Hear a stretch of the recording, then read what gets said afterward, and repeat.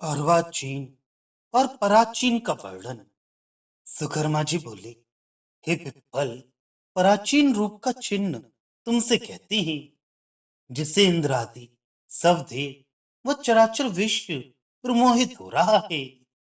वह जो सब विश्व में व्यापक प्रभु, सब में प्राप्त संसार का स्वामी है, उसका रूप किसी योगी ने भी नहीं देखा। वेद कहता है कि ऐसा है, पर उसको भी कहने की शक्ति नहीं है। इससे नहीं कह सकता, क्योंकि वह पदहीन, कर रहित, नासिकाहीन, अकर्ण व मुखवर्जित है।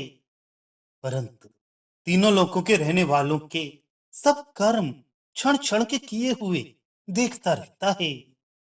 वह उन लोगों के कहे हुए वह अंतःकरण के सब वचन अच्छी तरह बिना कान के सुन लेता है गतिहीन, पर सब कहीं चला जाता है। वह उसका कुछ रूप नहीं है, पर सर्वत्र दिखाई देता है। हाथ उसके नहीं, पर सब पदार्थों को अच्छे प्रकार ग्रहण करता है। पादहीन है, पर अतिवेग से दौड़ता है। वह विप्र, वह सब कहीं दिखाई देता है। वह बिना पैरों से सब कहीं पहुंचता है। वह जिसको सब देवेंद्र तथा तत्वदर्शी मुनि लोग भी नहीं देखती, वह उन सबों को देखता है। व्यापक, विमल सिद्ध, सिद्धि के देने वाले, सबके नायक को, महायोगी, धर्म अर्थ के जानने वाले तेजो मूर्ति व्यास जी जानते हैं। आकाश एक वर्ण, अनंत, से निर्मल रूप निश्चित श्रुति कहती है। व्यास जी और मार्कंडेय जी उस पद को जानते हैं। अब अर्वाचीन को कहते हैं, एकाग्र मन होकर सुनो। जब भूतात्मा संहार कर अकेले ही रहे, जल शेष जी के ऊपर शैया बनाकर बहुत काल जनार्दन जी सोए। तब जल के अंधकार से तपे हुए योगी महामुनि मार्कंडे जी स्थानों में इच्छा कर घूमने से कष्ट युक्त हो, घूमते घूमते शेष की शैया पर सोते हुए करोड़ों सूर्य के समान प्रकाशित, सुंदर आभरणों से भूषित, दिव्य माला और वस्त्र पहने सब व्यापियों के ईश्वर योग निद्रा में प्राप्त मनोहर शंख, चक्र, गदा धारण किए दिखलाई पड़े। और महाभाग्यवती काले अंजन के समान काली डालों से कराल मुख वाले भयानक रूप युक्त एक स्त्री भी दिखाई दी। तब उस स्त्री ने महामुनि मुनि श्रेष्ठ जी से कहा कि मत डरो। फिर 5 योजन के विस्तार वाले कमल पत्र में महादेवी ने मार्कंडे जी को बिठा दिया और कहा कि केशव जी सोते हैं, अब तुमको डर नहीं है। तब योगियों में श्रेष्ठ मार्कंडे जी बोले कि हे भामनी, तुम कौन हो? इस प्रलय में तुम ही रही हो। जब मुनि ने देवी से इस प्रकार पूछा, तब आदर समेत देवी बोली कि हे ब्राह्मण, जो शेष की शैया पर केशव जी सोते हैं, इनकी वैष्णवी शक्ति मैं हूं, जो यहाँ काल रात्रि कहलाती हूँ। विपरीत सब माया से युक्त हमको इस प्रकार जानो। संसार के मोह के लिए पुराणों में महामाया कहलाती हूँ। ऐसा कहकर देवी अंतर्धान हो गई।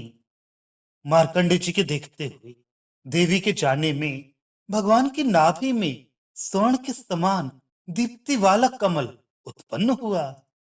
कमल से महातेजस्वी लोक पितामह ब्रह्मा जी उत्पन्न हुए। ब्रह्मा से तब स्थावर जंगम संसार उत्पन्न हुए। इंद्रादिक लोकपाल, अग्नि इत्यादि देव सब ब्रह्मा से उत्पन्न हुए। विष्णु जी राजा वेन से कहते हैं, हे राजन, अर्वाचीन स्वरूप मैंने तुमको दिखाया। यह अर्वाचीन स्वरूप है, पराचीन निराश्रय है। जब वह देह दिखलाता है, तब देह रूप वे हो जाते हैं। हे पिप्पल, ब्रह्मादिक सब लोक अर्वाचीन हैं। जो तीनों लोक में मनुष्य होते हैं वे अर्वाचीन हैं, और वे परमात्मा पराचीन है जिसको योगी जन देखते हैं। वे मोक्ष रूप परिस्थान परब्रह्म अव्यक्त अक्षर हंस शुद्ध सिद्धि युक्त है। हे विद्याधर, प्राचीन का जो रूप है वह तुम्हारे आगे सब कहा, और क्या तुमसे कहें। पिप्पल बोले कि हे सुव्रत, किससे तुम्हारे महाज्ञान उत्पन्न हुआ है। अर्वाचीन की गत और पराचीन की भी गत जानते हैं। तीनों लोक का श्रेष्ठ ज्ञान तुम में इसी प्रकार वर्तमान है। हे सुव्रत, तपस्या की परानिष्ठा को नहीं देखते। यजन याजन तीर्थ ये तपस्या तुमने की है, उसका प्रभाव कहिए। किससे तुमको सब ज्ञान प्राप्त हुआ है। सुकर्मा बोले कि तप नहीं जानते, देह को सुखलाया नहीं। यजन याचन यह तीर्थ साधन नहीं जानते। पुण्य का सुंदर कर्म से उत्पन्न ध्यान मैंने नहीं साधा। केवल माता पिता का पूजन जानता हूं। दोनों हाथ से माता पिता के नित्य ही पुण्यकारी चरणों को धोता हूं। अंग चापता स्नान भोजन आदि कराता हूं। तीनों काल में ध्यान में लीन दिन दिन में साधन करता हूं। इन्हीं माता पिता के चरण जल को दिन दिन में भक्ति भाव से पूजता और अच्छे भाव से पूजन करता हूं। जब तक हे पिप्पल मेरे माता पिता जीते हैं तब तक हमको अतुल लाभ है। शुद्ध भाव चित्त से दोनों को हम पूछते हैं तो क्षण लीला पूर्वक चढ़ते हैं। इस प्रकार हम वर्तते हैं। हमको अन्य तपस्या से क्या है, देह के सुखलाने से क्या है। अच्छी तीर्थ यात्रा और अन्य पुण्यों से इस समय में क्या है। सब यज्ञों का जो फल प्राप्त होता है वह फल मैंने पिता की और माता की सेवा में देखा है।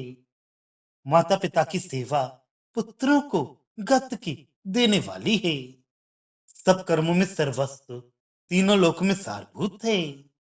माता की सेवा से पुत्र को लोक होता है, उसी प्रकार पिता की शुश्रूषा से भी होता है। बड़ी पुण्य होती है। गंगा गया पुष्कर वहां ही है। पुत्र के जहां माता पिता स्थित हैं इसमें संदेह नहीं है। और भी पुण्यकारी अनेक प्रकार के तीर्थ वहां हैं। ये पुत्र को पिता की सेवा से होते हैं। पिता की सेवा से उसे दान तप का फल अच्छे पुत्र को होता है, और धर्म से श्रम ही है। पिता की सेवा से अति उत्तम पुण्य पुत्र पाता है। अपने कर्म का सर्वस्व यहाँ और परलोक में है।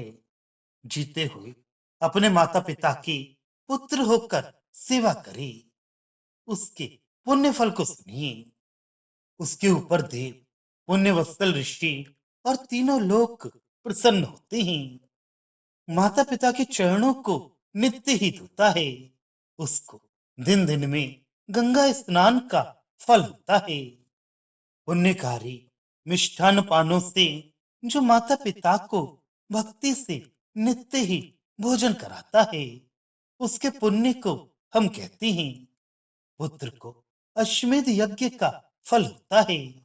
पान छादन भोजन पीने वाले भोजन और पुण्यकारी अन्न से भक्ति से जो माता पिता की पूजा करता है वह सर्वज्ञानी होता है, यश और कीर्ति पाता है।